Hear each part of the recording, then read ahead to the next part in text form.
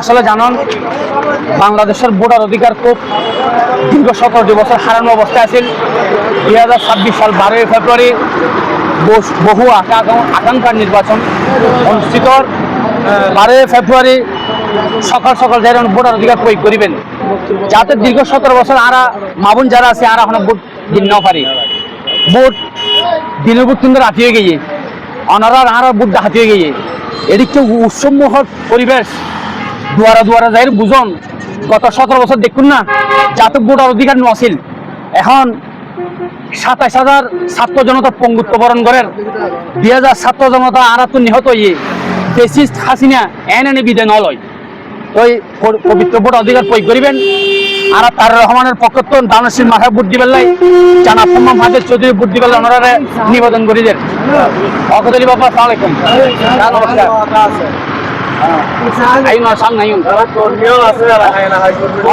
অনেক সামনে হইবে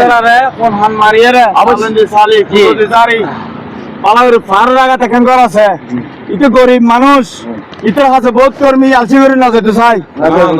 হান আছে একটান করে সম্পান না যায়। অনার ভালো আছে না বাজি? ওনারা তো জানান আর 3টা নির্বাচন বুট নয় বাজি মরা মানুষ বুট হয়ে গিয়ে না বাজি।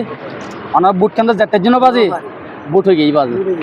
এখন 2024 সালে তো নির্বাচনী, 2018 সালে তো নির্বাচনী, 2024 সাল 7 জানুয়ারি নির্বাচনী বুট কেন্দ্র বুট প্রয়োগ করতে যে বাজি বুট আর কার্ড আছিল কিন্তু বুট দিন না পারেন জি বুট হয়ে গিয়ে। তাই 2026 সাল 12 ফেব্রুয়ারি জাতীয় নির্বাচনের কারণ শেষ মারহানে যে ওনারা বুট দিবেন লাই আর ওনার দাওয়াত দিতে মাসি ওনার বুট কেন্দ্র যাবেন তো বাজি ওনারা ওনারা দাওয়াত দিয়ে যার বাজি। ঠিক আছে না বাজি? আসসালামু আলাইকুম।